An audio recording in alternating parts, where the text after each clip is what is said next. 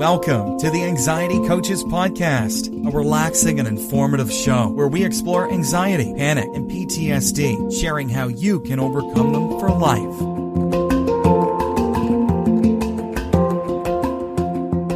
Aloha! Welcome back to the Anxiety Coaches Podcast. I'm your host and coach, Gina Ryan, and I am so happy to be with you again today as together we can consider the many ways to bring your mind and body back to its natural peace and calm. In today's episode, I want to talk to you about how to avoid anxious overthinking. We delved into some thinking habits in the last podcast episode, and today I wanted to focus in on anxious overthinking. Do you ever try to write your thoughts? Do you ever get to a place where you're trying to write something down and get your thoughts down on paper, but they're coming too quickly? Do you ever have the feeling of overwhelming thoughts frequently, where you're just overthinking, maybe like the hamster on the wheel there, just the same thought going round and round? How much time do you spend ruminating on the past or ruminating on a worry or a thought about the future? Imagine a day where you take each moment as it comes and don't think about past moments. Imagine going to sleep at night without replaying all of the wrongdoings and the things that you might have said that kind of didn't land right with people. Imagine going to bed at night without replaying all of those in your head. This freedom is totally possible by practicing a few things, and things that we talk about here. We do talk about overthinking in other episodes, and many of the things that we talk about here, tools and practices, will help you with the overthinking. So you can actually be free from that kind of relentless ruminating and actually have the freedom to fall asleep easily without replaying the whole day over and over again. And so let's talk about some ways that you can do that here in today's podcast. We all have little nagging voice in the back of our head that can tend to narrate negative things regularly. That little nagging voice might convince you that you can tell exactly what others are thinking of you, right? We've talked about that here before. That's mind reading. We do not know what other people are thinking of us, even by the way that they are holding themselves or looking at us.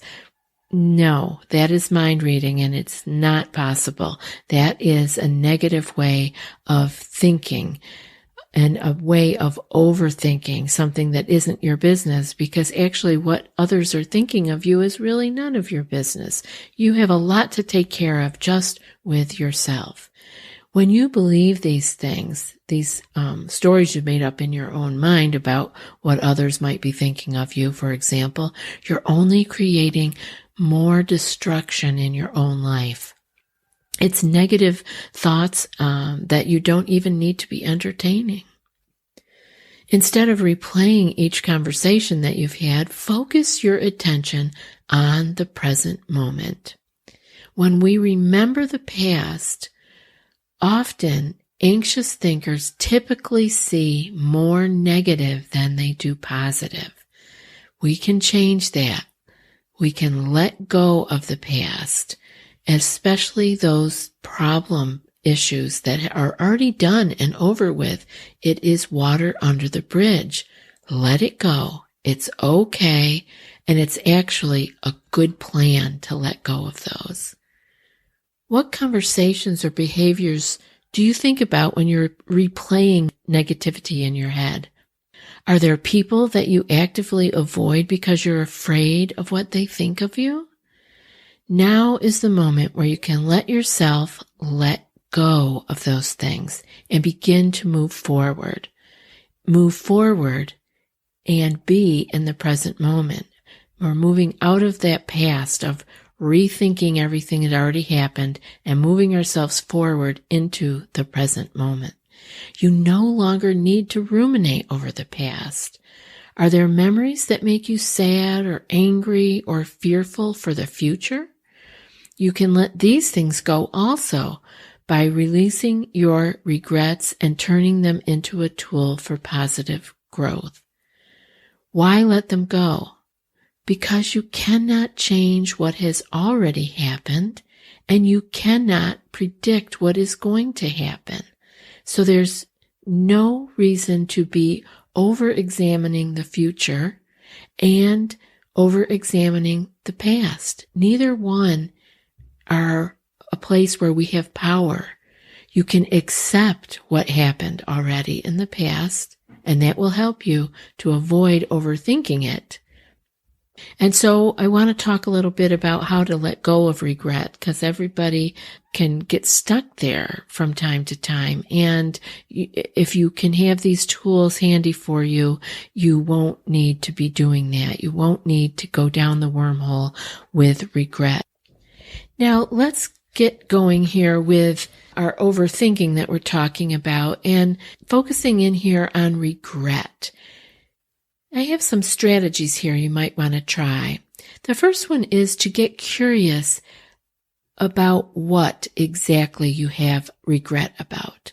Do you regret old relationships, decisions, behaviors, or words? The regrets that cause you the most distress are important to dissolve. So get curious about them and feel free to explore. Number 2 is to write about your biggest regrets. Get them apart from you so that you can get a good look at them. This is what we talk about getting into our journal and putting things on paper so you can get some space from it and you can actually look at them. Get specific about what you regret. Consider your lifestyle, your behavior towards others, or decisions you might have made. And I want you to do this non-judgmentally. It's important to not judge what is coming up.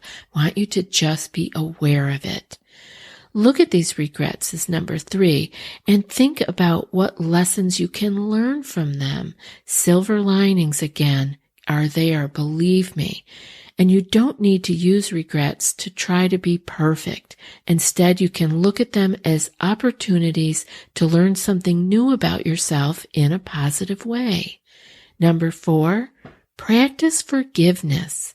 Give yourself permission to forgive yourself and grow forward. Imagine the shackles of your past dissolving.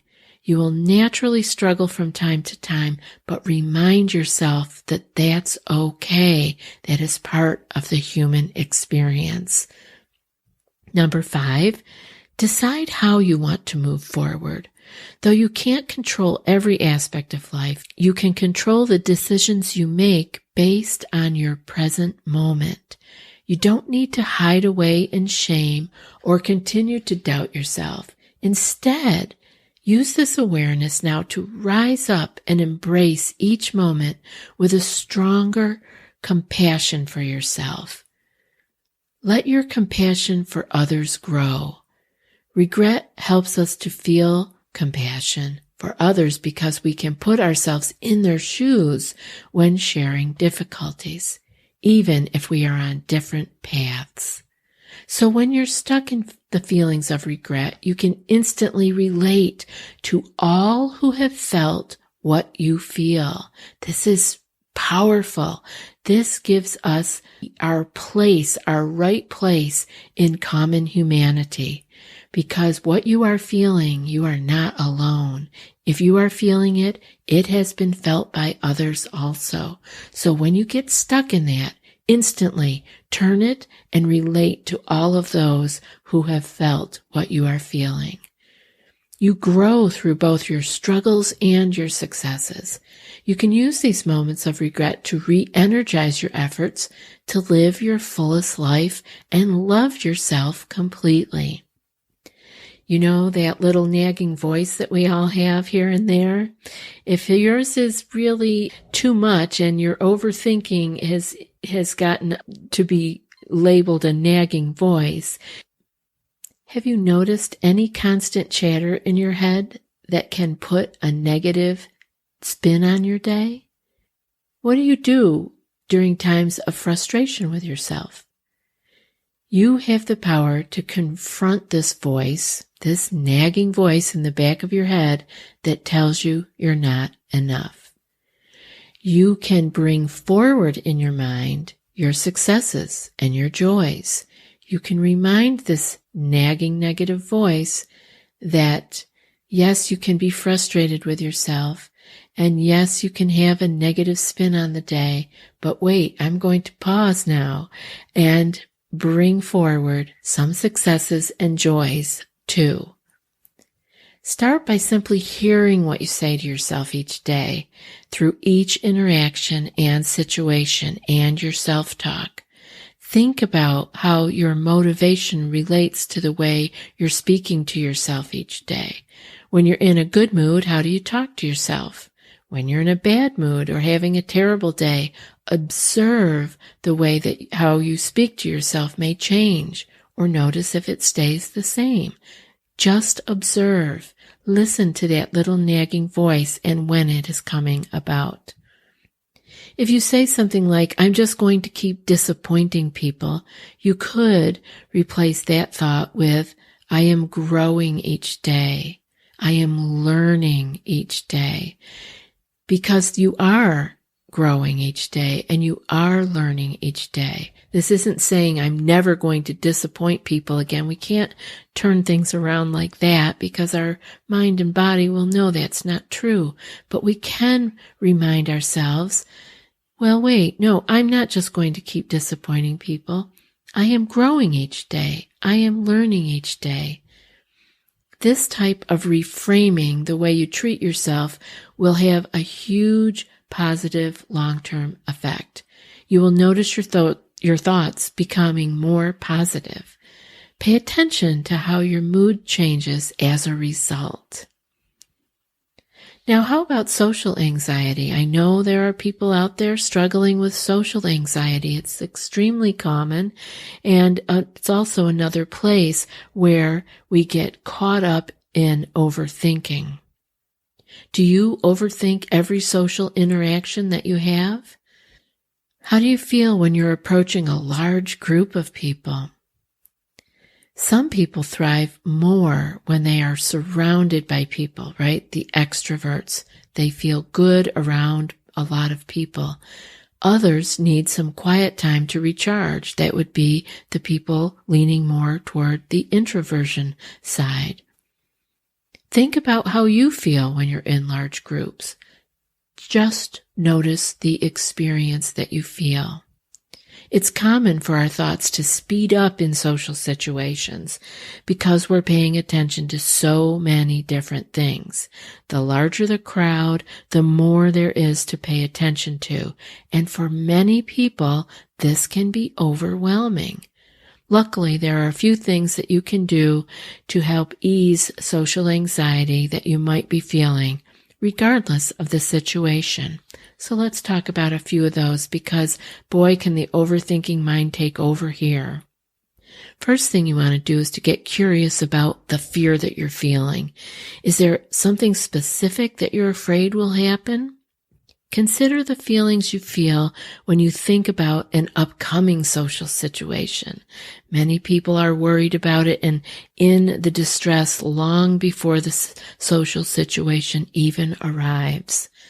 What emotions arise when you're walking through a crowd or having a one-on-one meeting with someone? Just observe the answers to those questions. The second point is to walk yourself through the fear by getting rational. You cannot predict the future. We can't. Bring yourself to the present moment and acknowledge that you can choose to assume that this will be a good experience, or you can choose to assume it will be a negative experience.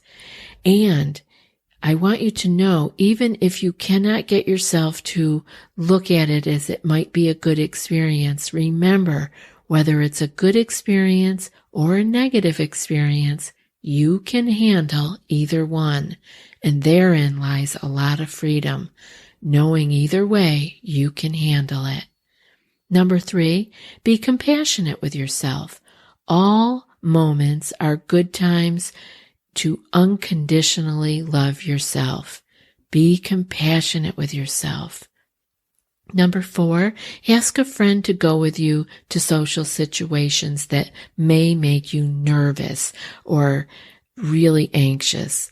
You and your friend will have a stronger bond, you will have some fun together, and you'll have a chance to embrace socializing with new energy with a friend. It kind of turns it around a little bit.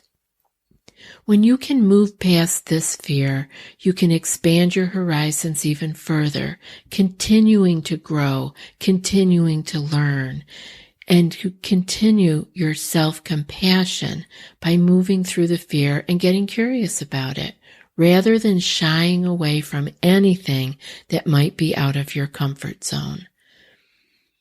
When you truly believe that you're worthy, you will find many of your common irrational fears begin to drift away. As these fears dissipate, you'll find yourself feeling more open and willing to have new experiences and adventures. Once you move past the negative thinking as a regular routine that you get stuck in, you can begin to explore new areas of your life. In order to best make these changes, free yourself from your negative self-talk and regret. Acknowledge the people around you and begin to open yourself up to new experiences. Again, we will stop the constriction and begin to open to new experiences. When you have let go of self-doubt and begun to build your relationship with yourself, you will find that you don't ruminate negatively on your day, your past, or your future. I hope this show has been helpful for you. I'll be back in another few days. And now for today's quote.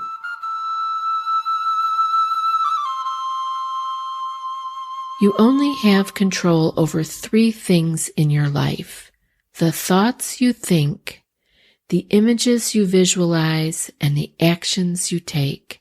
And that's from Jack Canfield. I'll be back in a few more days with another podcast. Until then, be well and aloha. Thanks so much for joining us for today's episode of the Anxiety Coaches Podcast. Find more information at theanxietycoachespodcast.com.